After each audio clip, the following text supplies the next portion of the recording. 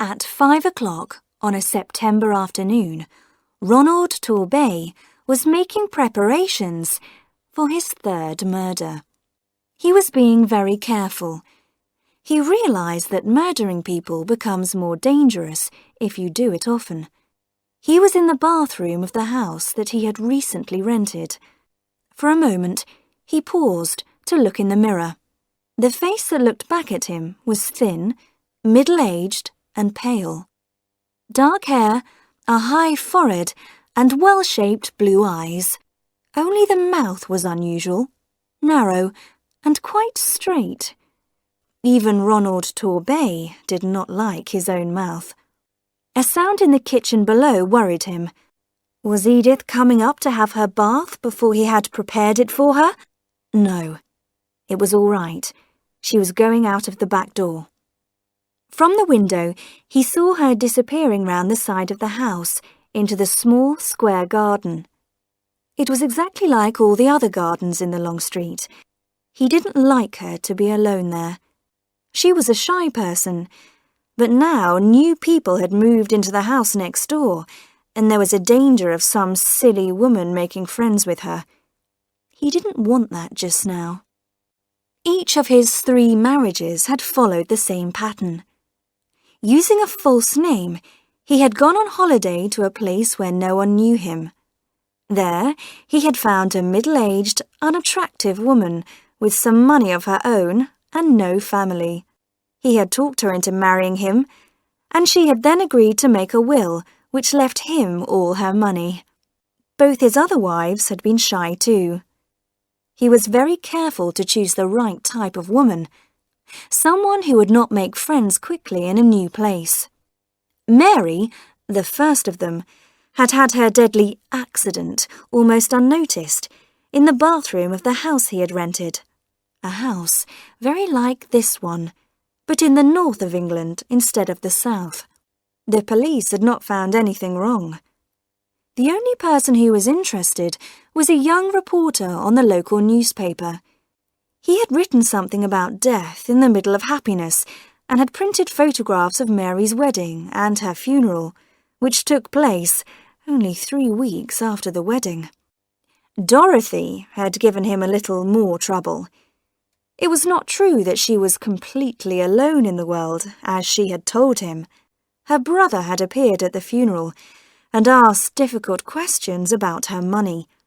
There had been a court case, but Ronald had won it, and the insurance company had paid him the money. All that was 4 years ago.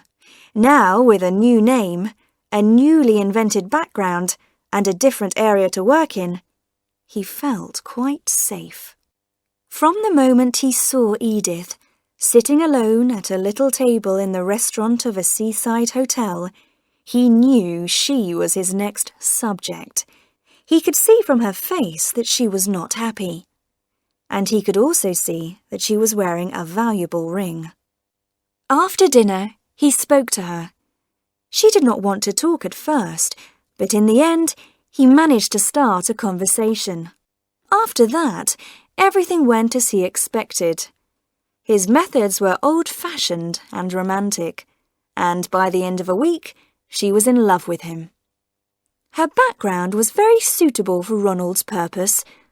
After teaching at a girls' school for 10 years, she had gone home to look after her sick father and had stayed with him until he died. Now, aged 43, she was alone, with a lot of money, and she didn't know what to do with herself. 5 weeks after they met, Ronald married her, in the town where they were both strangers. The same afternoon, they both made a will, leaving all their property to each other. Then they moved into the house which he had rented cheaply because the holiday season was at an end. It was the most pleasant of his marriages. He found Edith a cheerful person, and even quite sensible, except that it was stupid of her to believe that a man would fall in love with her at first sight. Ronald knew he must not make the mistake of feeling sorry for her. He began to make plans for her future, as he called it. 2 things made him do this earlier than he intended. One was the way she refused to talk about her money.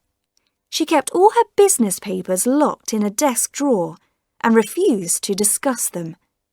His other worry was her unnecessary interest in his job. Ronald had told Edith that he was a partner in an engineering company, which was giving him a long period of absence. Edith accepted the story, but she asked a lot of questions and wanted to visit his office and the factory. So Ronald had decided that it was time to act. He turned from the window and began to run water into the bath. His heart was beating loudly, he noticed. He didn't like that. He needed to keep very calm. The bathroom was the only room they had painted. He had done it himself soon after they arrived. He had also put up the little shelf over the bath, which held their bottles and creams, and a small electric heater. It was a cheap one, with 2 bars, and it was white, like the walls, and not too noticeable. There was no electric point in the bathroom, but he was able to connect the heater to a point just outside the door. He turned on the heater now and watched the bars become red and hot. Then he went out of the room. The controls for all the electricity in the house were inside a cupboard at the top of the stairs. Ronald opened the door carefully and pulled up the handle which turned off the electricity. He had a cloth over his hand so that he would not leave fingerprints. Back in the bathroom, the bars of the heater were turning black again. Still using the cloth, he lifted the heater from the shelf and put it into the bath water at the bottom end of the bath. Of course, you could still see it. It looked as if it had fallen off the shelf by accident. Edith was coming back from the garden. He could hear her moving something outside the kitchen door. He pulled a small plastic bottle out of his pocket and began to read again the directions on the back. A small sound behind him made him turn suddenly. There was Edith's head, only 2 meters away, appearing above the flat roof of the kitchen which was below the bathroom window. She was clearing the dead leaves from the edge of the roof. She must be standing on the ladder, which was kept outside the kitchen door. He stayed calm. "What are you doing there, dear?" Edith was so surprised that she nearly fell off the ladder. "Oh, you frightened me. I thought I'd just do this little job before I came to get ready." "But I'm preparing your beauty bath for you." "It's kind of you to take all this trouble, Ronald." "Not at all. I'm taking you out tonight, and I want you to look as nice as, possible." "Hurry up, dear. The bubbles don't last very long, and like all these beauty treatments, this one's expensive. Go and undress now and come straight here." "Very well, dear." She began to climb down the ladder. Ronald opened the little bottle and poured the liquid into the bath. He turned on the water again, and in a moment the bath was full of bubbles, smelling strongly of roses. They covered the little heater completely. They even covered the sides of the bath. Edith was at the door. "Oh, Ronald, it's all over everything, even on the floor."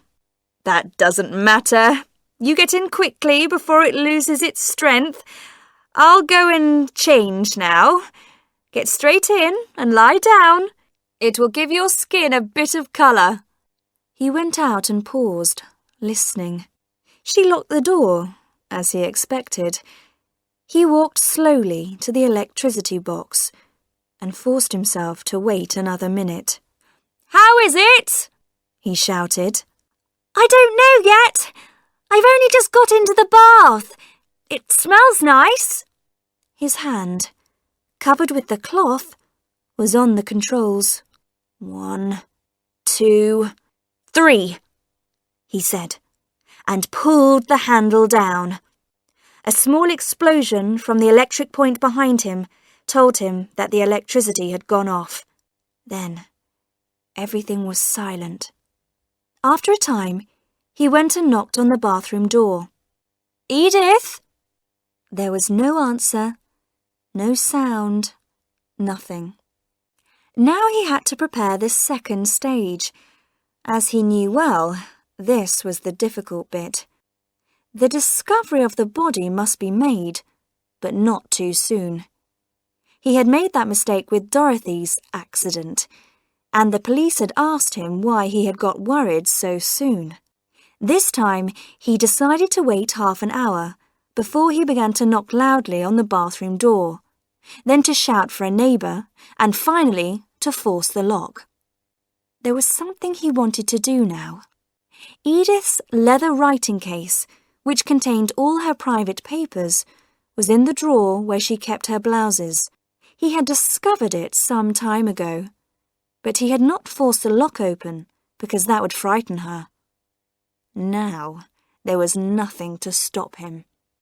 He went softly into the bedroom and opened the drawer. The case was there. The lock was more difficult than he expected, but he finally managed to open the case. Inside, there were some financial documents, 1 or 2 thick envelopes, and on top of these, her post office savings book.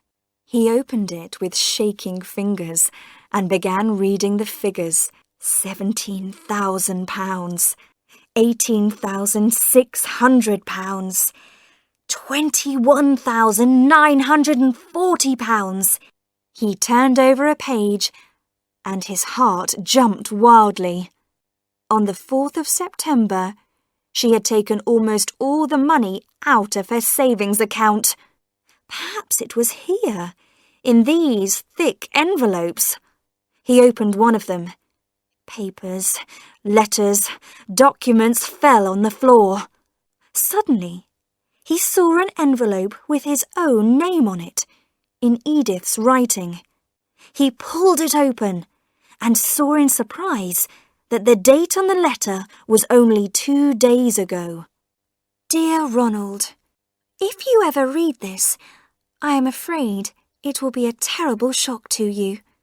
I hoped it would not be necessary to write it, but now your behaviour has forced me to face some very unpleasant possibilities.